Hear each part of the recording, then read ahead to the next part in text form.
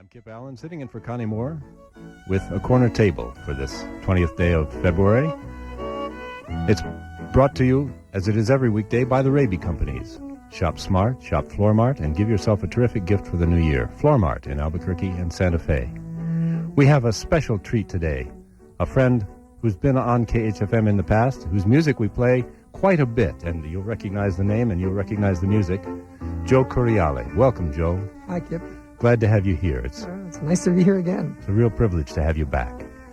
Now, you are actually on your way to a very exciting opportunity in Wyoming. Tell us a little bit about it, and then we'll get back into your past and how you got into music and all those other things. But tell us about this Wyoming stint that you're coming up to. Okay. I was given an artist residency at a place called the Ucross Foundation. It's about 40 miles south of Sheridan, Wyoming, and it's a beautiful ranch. I think it might be about 400 or 500 acres, and it was left to the arts, where twice a year they have a composer or dancers, artists, painters, sculptors, novelists come there and give them a space that they can work that's really nice and quiet. And for the composer, I feel really fortunate they have a log cabin with a piano in it. So it's like a dream come true. It sounds like a dream. It really does. So now, how much do you interact with the other artists there? Are you pretty much on your own, or is it synergy? I think we kind of eat together in the evening. Yeah. I think the lunch is delivered to your space where you work. Oh, how neat. And I certainly hope to hang out with some of the artists, because I really love talking with painters and different people of different medium of art than myself.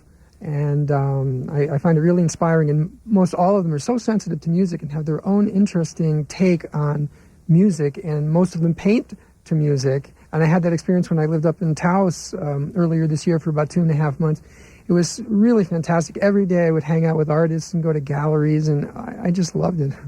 Now, your background in music goes back. I didn't realize, for example, your connection with The Tonight Show. Tell us about that. Sure.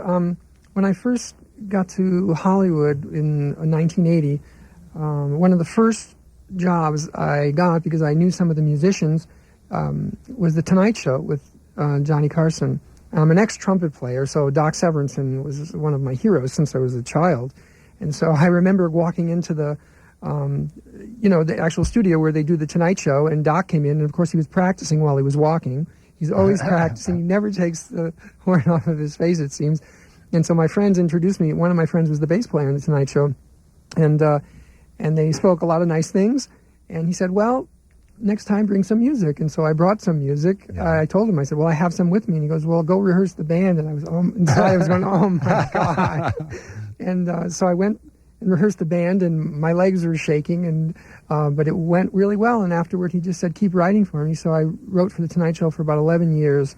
And I lost, after the Johnny Carson show ended, I lost contact with Doc for about 5 years, and then he had heard the Awakening CD and saw an article written in a radio station's magazine, and he called me up, and he said, are you the same Joe Curiale? I said, yeah. And he said, wow, the music's really beautiful, and he invited me to conduct the Minnesota Orchestra and the Phoenix Symphony, and et cetera, et cetera. What a fun connection. And I want to talk more about writing for The Tonight Show, but right now I want to talk about your latest CD and how you came to come up with the number of works that are on there, including Tea in China Camp. Tell us about that one. Well, after the Awakening CD, I really wanted to take a break, and but I also let go of things and say, well, if the music comes, it comes, and I'll go with it. I had met someone through radio up in Sonora, up in the Sierras of California, and who really liked the Awakening CD and called me up, and she has a bookstore. So one day when I was doing a radio interview in that area, I thought, well, I'll just drive over and say hello and thank you. And she introduced me to a woman who is kind of a local historian. She's probably in her early 70s, and she lives right across the street from this field where the Chinese camp actually was. And she says when it rains, she digs up Chinese coins and all kinds of artifacts, and she still does. So I went over to meet her, and then she brought out all these fragments of teacups and everything like that. And she put 3 of them on the table, and they had 3 different designs. And one of them was a kind of a blue-green. And she said the English translation from Chinese was, it's called Sky Blue After Rain. And I looked at the person who took me. I just said, oh, my God. Because I had already sketched something for Karen Han, the wonderful erhu player who plays the solo. And I didn't feel comfortable with the title yet. And as soon as I heard it, I go, I know what this is. And then afterwards, maybe some months later, I was in New York, of all places, believe it or not, and the other 2 movements came. I sat down at my friend's grand piano, and boom, the other 2 came, and they're kind of named after the other teacups. One of them was called Four Seasons, but I didn't want to name the movement Four Seasons right. for obvious reasons, and it's called A Cup of Kindness. But the third movement is called Double Happiness. And Double Happiness, on the teacup, there were 2 Chinese characters.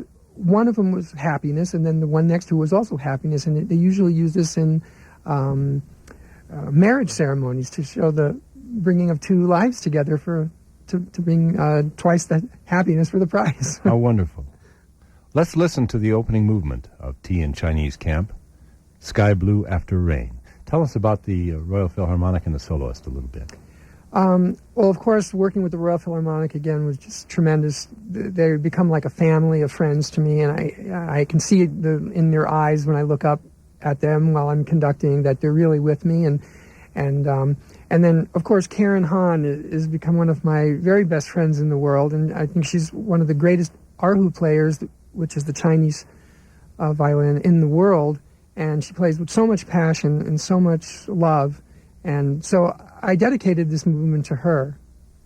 Let's listen now to music of Joseph Curiali, who's with us here on the corner table, Sky Blue After Rain.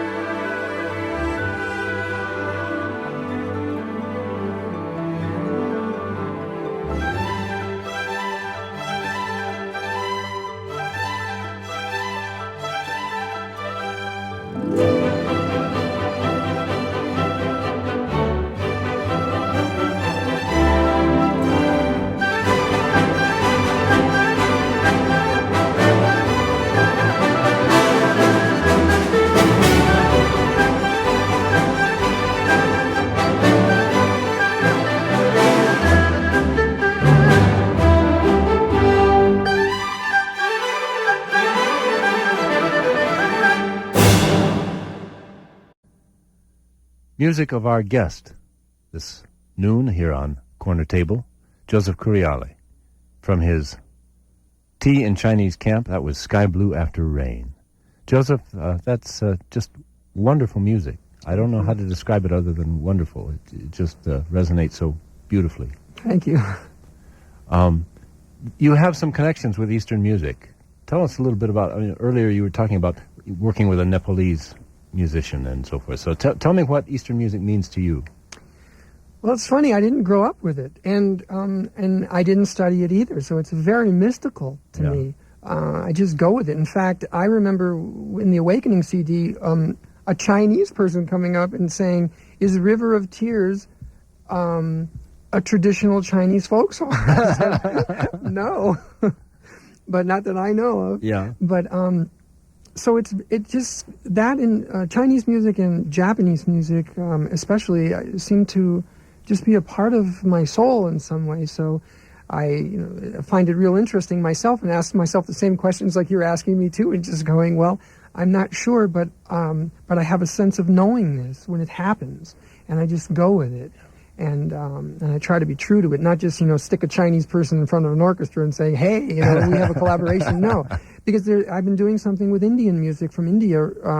I've been wanting to do something for about the past 6 years, and every time I sat down with it, I felt like it's just not coming through, and I let go of it, and then a few months ago, boom, it just all came out, and I was in the middle of having the flu, and I was very sick, and it just didn't matter. That flow came, and I went with it, and because I wanted to have a better understanding of, not so much in the technical sense, but in the spiritual sense about what's happening with this music, and it finally came, and I'm really happy about it, but any other background about, I lived in Japan, and so, breathing the air and waking up every day and being a part of the neighborhood and all that, I'm sure it had something to do with it, but it really didn't come from listening to music while I was in Japan, because I felt like the Japanese were kind of doing a bad version of Western music, because, and the same thing, I find that, believe it or not, I've been, to maybe 35 or 40 countries, and I've been all over the world many times, and it's so amazing that I find more Eastern spirituality living in the West than I do actually running around Asia. Really? It's like the Asians, and a lot of, I know it exists in Asia, but I think they're getting more westernized, and I feel that a lot of the people in the United States realize that a good share of what we experience kind of doesn't work, and are reaching for something. And I think when you have to reach for something, it means more to you. I've had Japanese friends say that they learned more about Japanese culture from me and about Zen than they ever knew, because they were trying to be the Beach Boys and Beach Bunnies running around in bikinis, So. There was something not only Japanese about that last piece, or Chinese, that is, but it was a melding. I got a sense that they were in the American West at the same time, the location of that teacup. Exactly, because it was about the experience of the Chinese once again in California. And, after Gates of Gold, I really had no desire to write another piece about the Chinese experience in the United States. Yeah. But again, I let go of things, and when it comes, I don't question it, and I just go with it. And it was about the Chinese in the Sierras. When you compose, how do you do it? Do you do it at a keyboard? Do you do it in your head? How does it happen? I think prior to sitting at a keyboard, there's a kind of an aura or a kind of a feeling, and I know something's brewing, and it could be any length of time. Like I said, with the new piece that I just did with Indian music, it's been 6 years, and so I just let it go, and then sometimes, once in a while, I'll sit at the keyboard and like with Wind River, and I just put my hands on the keyboard and I went like, oh no, not oh no in a bad way, but Right. here it comes, man, and I just, because I was commissioned to write Wind River from the new CD, and they gave me about 2 years notice, and I wanted to be, of the quality and spirit of what took place on the Awakening CD, but all of that music is really unsolicited. I wait for it to choose me and choose its time, and I almost feel like I have to have a certain amount of life experience before it will come through. And I think that's one of the reasons why the Indian piece, hopefully for a new CD, didn't come through for 6 years, because I had to learn more about life. I had to have more life experience and almost open up my heart, open up my soul, open up that channel to allow that information, that spirit, to really come through. And I guess prior to when it happened, I just wasn't ready. Speaking of that kind of inspiration, the Awakenings CD and the title tunes from that. Tell us a little bit about Compassion, for example. Well, to me, compassion is probably the most beautiful quality. I know, that's considered, I think biblically it's considered one of the fruits of the Spirit. And it's a beautiful thing to feel for other people and to really consider what other people are going through and to try to do whatever we can to relieve the suffering of other people and also to help other people realize their dreams. And when Compassion came through, I mean, I heard that trumpet solo in my mind, and I'm an ex-trumpet player, so of course it's an instrument that I feel speaks a certain way of my own soul. And I actually just envisioned like a trumpet in the middle of the prairie somewhere, all by itself, just in silence, and just playing that. And that's how it kind of started. And then from there on, I mean, I never really intellectualize any of this. It happens. And when these things I'm telling you, really, it happens after the fact. I'm sitting down and discovering the music myself and going, God, who did this? Where did this come from? And then I'm trying to figure it out myself. Well, let's discover Compassion once again.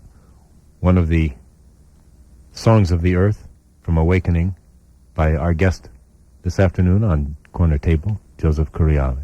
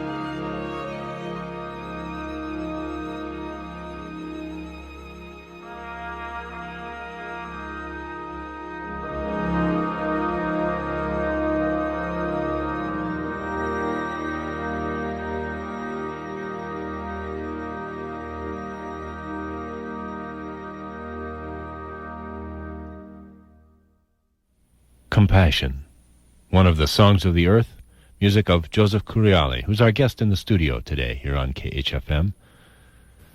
While the music was playing, we were talking about what it's like to be a composer today and the challenges that are perhaps representative not just of music but of life. But Joseph, how do you stay alive? What do you do to survive? Well, I'm wondering these days. Well, being in Hollywood for many years, it helped the cause financially, and not only financially. I feel I've actually did the 2 CDs that I've done myself, and I financed them myself, which cost about $250,000, and so therefore I don't live in a big house. Those CDs are my house, and but I feel that I have to do what my life's work is, and I have this inner knowingness that to do this music was important, that I have to surrender to that and not worry about all the other kind of comforts, although I do live a somewhat comfortable life in Southern California.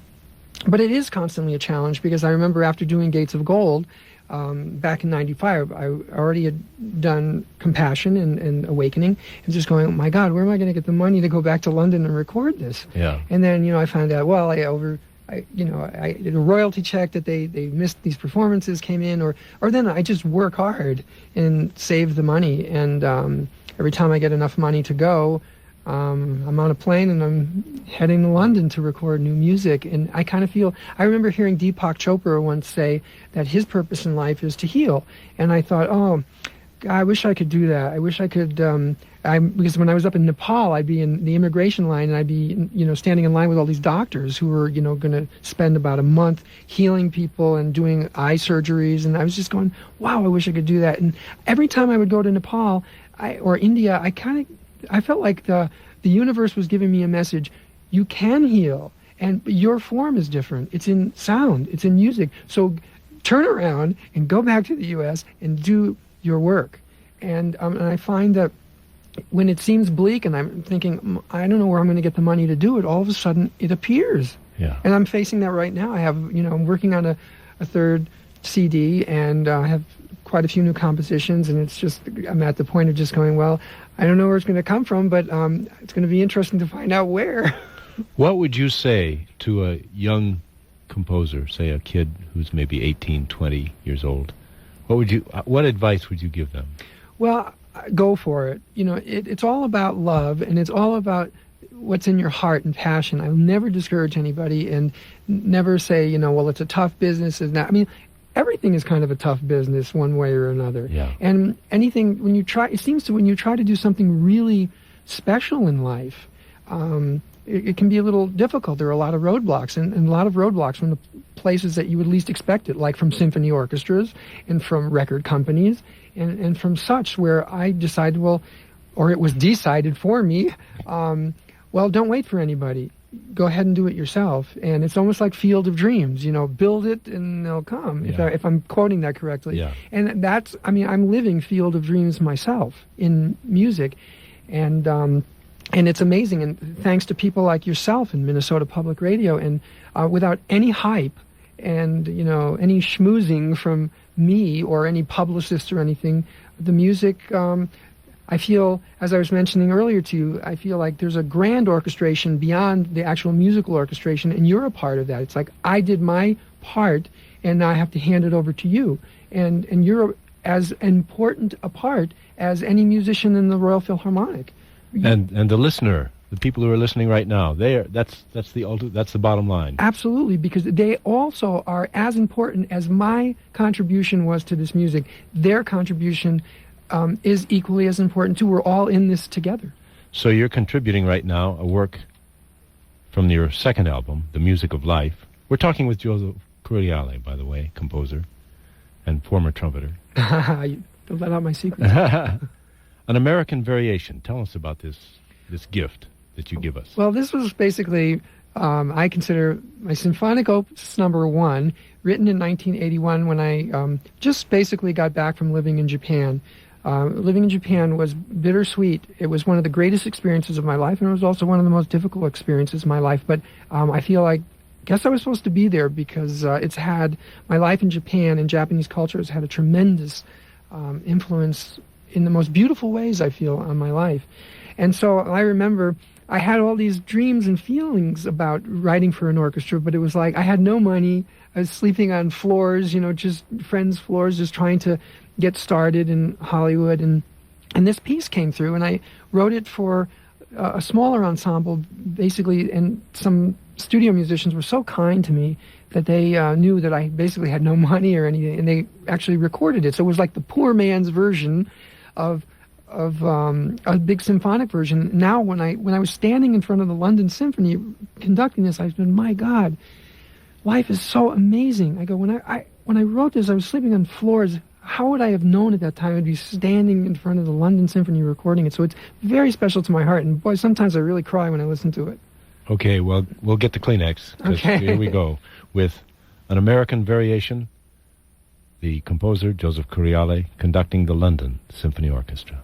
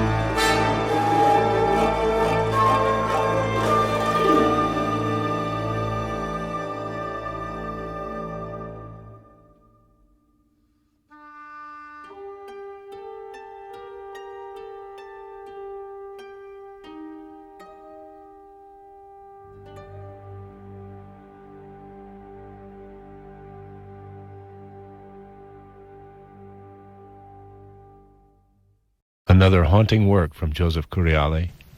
From his latest album, The Music of Life, that was An American Variation. And Joseph Curiale is our guest in the studio this afternoon. And you said you wrote this quite some time ago, in early 1980s, right? Right, 1981. Yeah.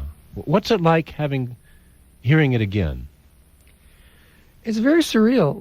It's very surreal for me to listen to all of them. Sometimes I'm driving and maybe I haven't listened to the Awakening CD, and I'll put it in, I'll listen to Gates of Gold, and I'll hear River of Tears, and I'll just start crying. I'm a listener like everybody else. Like I was part of the experience of it coming into existence, but that I really can't claim ownership for it. Yeah. So I listen to it and just go, my God, who wrote that? Right. Or, you gave birth and your child grew up and moved away and came back and you saw it fresh. Exactly. I feel that's probably the closest in this lifetime I'll get to being a parent. Huh. It just it came through me. I gave it all the love that I could and supported it every way I can, but then I know that it's a living entity of its own, and now it has a life of its own. Yeah. You're headed up, as we talked about earlier, to Wyoming for a 6-month residency in a log cabin with a piano and other artists around. What do you hope to come from this experience? I think whatever is expected of me, or whatever I'm to do. So I really haven't planned anything. I kind of feel I want to live in the moment, and I try to do that in everything in my life. And you mentioned Ram Dass earlier about I think he wrote a book called Be Here Now. Yeah. And I love that title. I want to be in the moment. So when maybe the first time that I sit down in front of the piano, maybe nothing will come, or I feel that whatever I'm supposed to do there, if I'm trust my gut and don't impose my intellect upon things, everything will be very clear as to what to do. And also, I brought my camera to photograph, and if that's part of it also, and also maybe to write a little bit about my life. Talking about what you're supposed to do, when did you know that you were a musician? Well, I kind of remember music ever since I remember any kind of consciousness, since I was a child. Yeah. Being an Italian, I'm an American, but I'm 100% from an Italian background. Music was kind of always there. It's just, it's always like the background of my life. Yeah. So, but I think it was when I got to high school, maybe first year of high school, a little bit before, music really was very important to me. And when I started playing the trumpet when I was in 8th grade, of course, Doc Severinsen was and still is a very big inspiration. It's so bizarre for me because I remember seeing when I was a child, and he's now a friend and a colleague, and it's just when I'm conducting him sometimes I know that, but there are little moments when I peek in the corner of my eye and I go, oh my God, that's Doc Severinsen. How did this happen? You know what I mean? It's like I still feel 5 years old. I'm going, well, wow. And Doc Severinsen probably feels that way about somebody too. I would imagine. Doc, I think, is going to be 75 this year, and to me, he doesn't look 75 at all. And he has this, I think a lot of people who have a very artistic spirit, or anybody who really taps into I believe, the real truth of who we are not our bodies. And so therefore, he is an eternal child too. And I think, his body grows older, as all of ours do, but that spirit is still 5, And there's such joy in that, which is a segue to this particular piece of music from Songs of the Earth, Awakening. Joy, this is the third of the 3 songs. Tell us a little bit about Joy and how it came about. Actually, that movement came about first, and I started sketching it when I was in Singapore. I was working with a Chinese Singaporean pop star, actually. I worked on her very first CD, and this is before she became hugely famous. And I remember she was very sensitive, so I sat down at the piano one day and I started playing this, and I said, her name is Kit Chan, and I said, hey Kit, come over here, I want to play this for you. And she really liked it, and I just kind of filed it in the back of my mind. And then as Awakening, when I came back to the United States and Awakening started unfolding, I knew that this was the piece that had to be developed, or was to be developed for the final movement of Awakening, and it was pretty effortless. It just, again, boom, flows right out. Well, this is going to flow right out from the Royal Philharmonic, once again conducted by our guest, Joseph Curiale. Joy, and you'll recognize this because I play it a lot in the morning.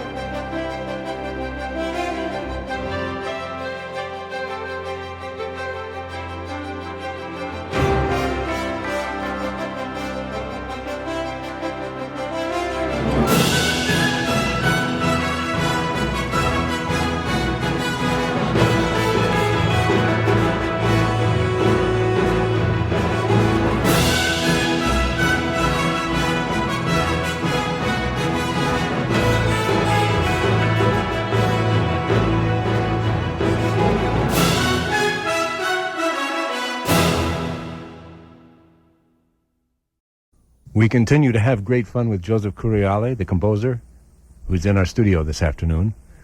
And we were sitting here trying to figure out what to do next. But there's a particular piece of music that you say is very close to you, Joseph. Tell us about it. It's called Heaven and Earth, and it's a solo piano piece. And when it came through, of course, there was the possibility of orchestrating it for orchestra, but it basically wanted to be what it wanted to be, and that was just a piano piece. And a lot of it has to do with keeping the pedal down, about letting the vibrations of the overtones ring. It's almost like the universe orchestrates itself at that point. It really didn't need me to orchestrate it any further. And the title Heaven and Earth had something to do with, I was reading the Tao, and I know Lao Tzu had mentioned several times in there Heaven and Earth, and the way he mentioned it was just touched me. And the next day I went to the recording studio to work on the mixes for some of the symphonic stuff, and I sat at the piano and it came out, and so that's how Heaven and Earth came. Heaven and Earth by Joseph Curiale.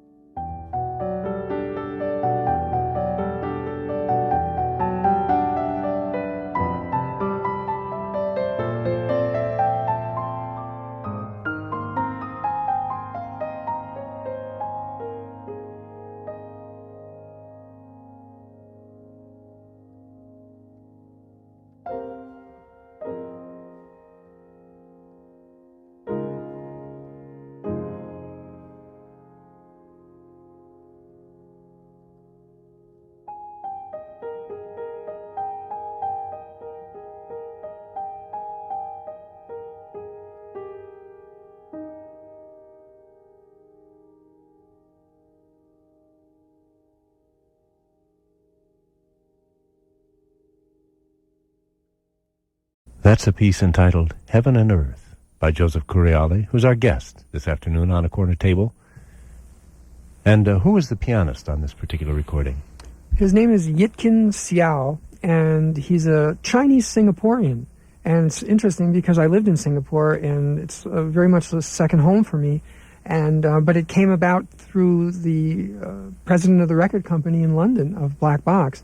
And fortunately, I know quite a few amazing pianists and musicians, but to find the right one who has the right spirit, the right tenderness, the right nuance, I really feel there was the right pianist for this piece out there in the universe somewhere, and I had to just, put that intention out there and then let it go and hope that it would come through, and it did. He's brilliant. I think he was Yehudi Menuhin had brought him from Singapore to London, and then he became, I think, Nigel Kennedy's accompanist for many years, and then a soloist in his own way, with the symphonies in London. Very lovely person and musician. That theme of intention and then surrender, it seems to be an ongoing one for you in a lot of forms. Oh, yeah.